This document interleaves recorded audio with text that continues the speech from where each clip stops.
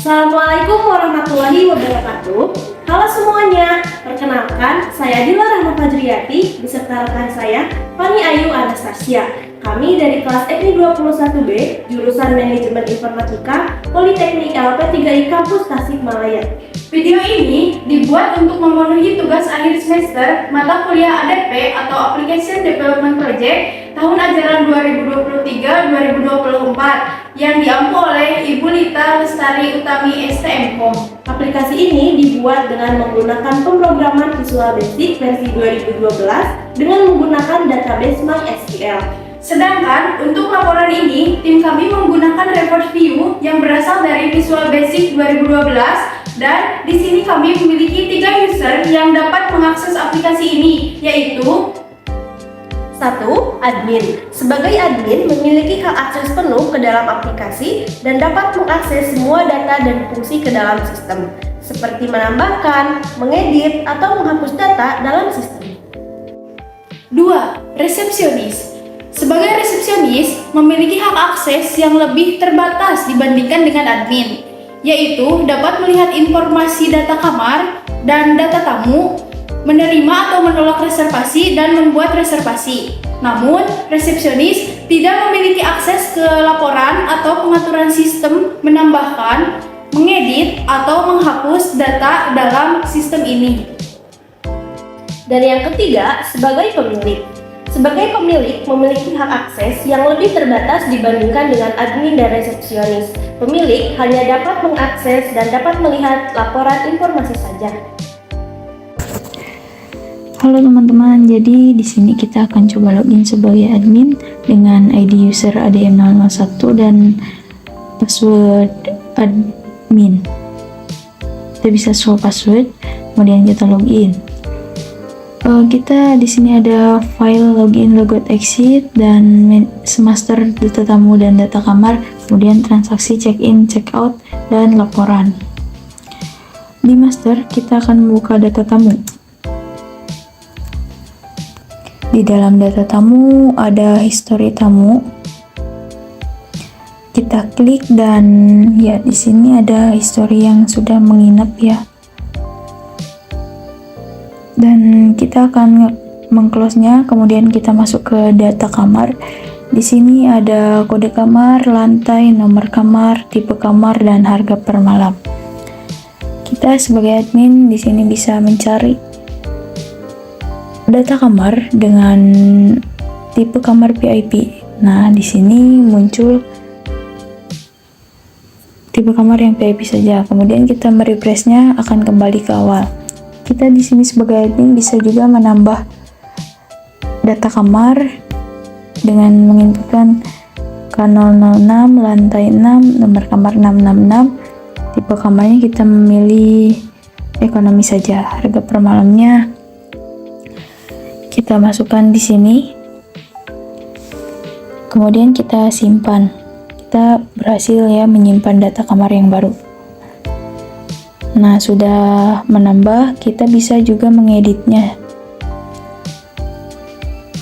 Kita klik, kemudian edit dari yang barusan, harganya kita ubah.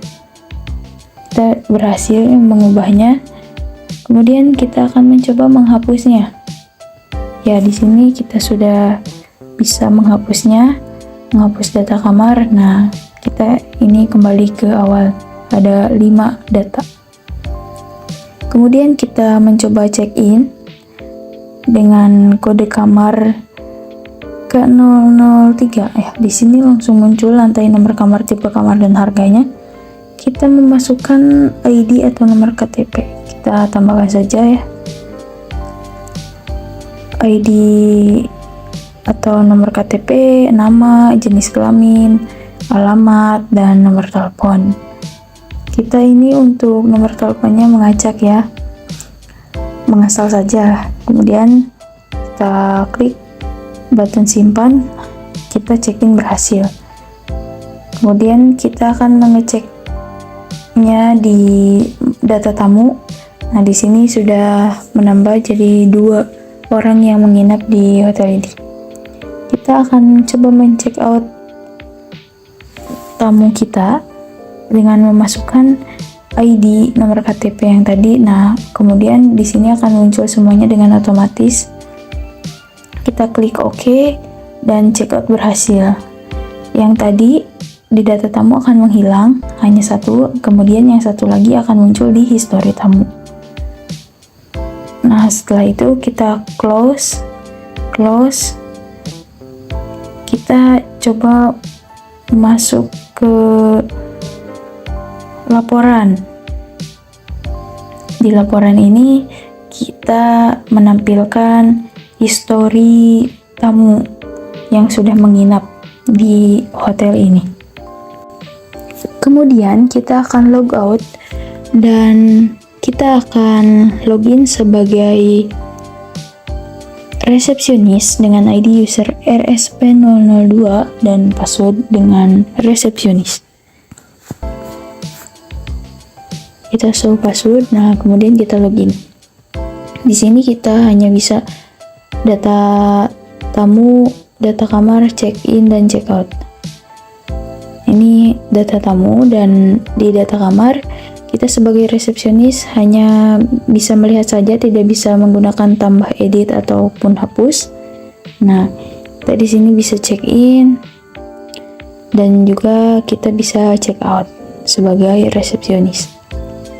Kemudian kita logout dan kita akan mencoba login sebagai pemilik, di mana pemilik ini hanya bisa menggunakan laporan saja dengan ID user pem003 dan passwordnya pemilik. Kita show password, kemudian login. Nah, di sini hanya ada laporan saja. Kita klik page width supaya bisa melihat secara detail. Kemudian kita close dan kita log out. Kemudian kita exit.